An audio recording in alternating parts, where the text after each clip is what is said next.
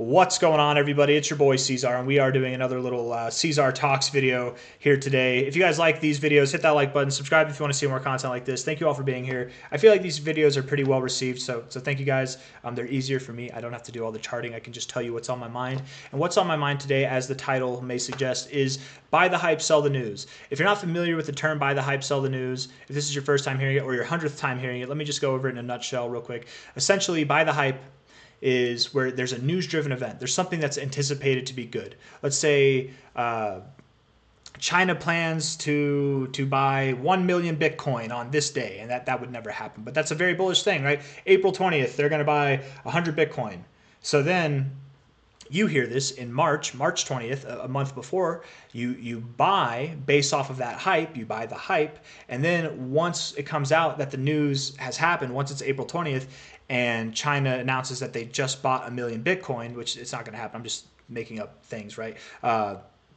Then you would sell the news, because even though it's a bullish thing that China bought 1 million Bitcoin, the reality is they've already bought the 1 million Bitcoin. The news just came out, so they're probably not buying anymore. So there's less buying pressure. There might be selling pressure. Oftentimes you buy the hype. Once the news comes out, good or bad, you sell, because oftentimes the reality is lesser than that of the expectations that we had whenever we're buying the hype in the first place. I hope that makes sense. If it doesn't make sense, just bear with me here, okay? We're going to go over the general point of this video, okay? So I'm gonna minimize my face here. We're gonna bring on the small C-Zar and look at this here. So Trump inauguration date 2025. You don't have to like Donald Trump, okay? Well, whether you do or whether you don't, that's not the point of this video. It's just the reality of the matter is that Donald Trump is going to be inaugurated on the 20th of January 2025.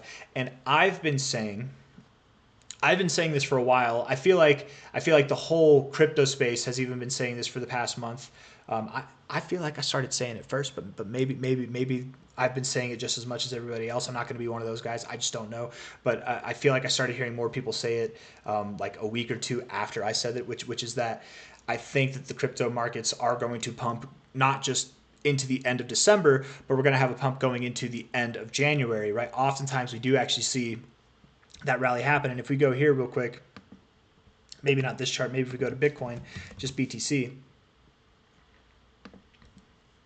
we go on a monthly basis, maybe a weekly basis, and we just look at like last December, into January. Look at this. We had a top in early January, then we pulled back, right? We oftentimes do push higher going into January, then we pull back.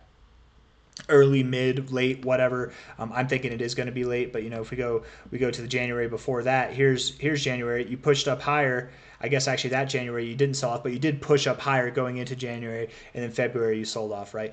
This time around, I don't think that we're going to sell off in February. The main point that I'm trying to deliver with this chart is just that we do push higher normally in January, and it would make sense that we might top off in January if we've been pushing higher already since November, going through December, and then going into January. That's about a quarter of a year of pushing up. It might make sense that at the end of January we top off, especially when we take into consideration this very bullish event that's coming up. And I'm talking about Bitcoin on this chart, but really it should be for all crypto and maybe even stocks and just kind of all markets themselves.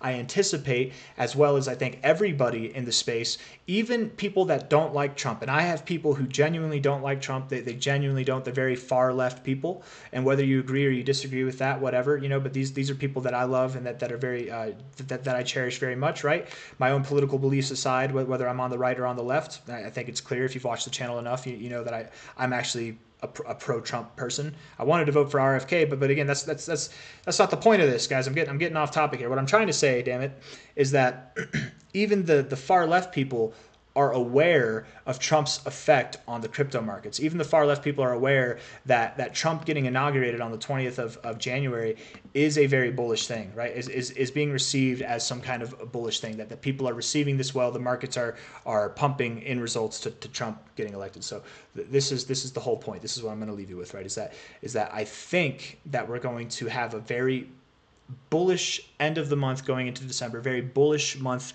going into the end of January. And I think it doesn't revolve around this inauguration. That's not why we're going to be pumping.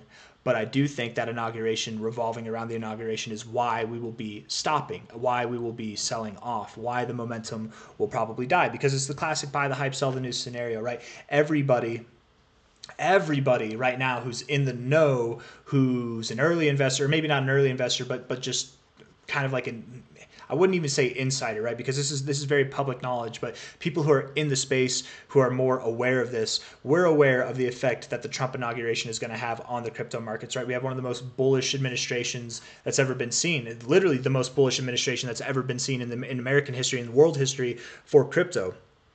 In America, we've never seen a more bullish administration. We all know that it's going to be received very, very bullish.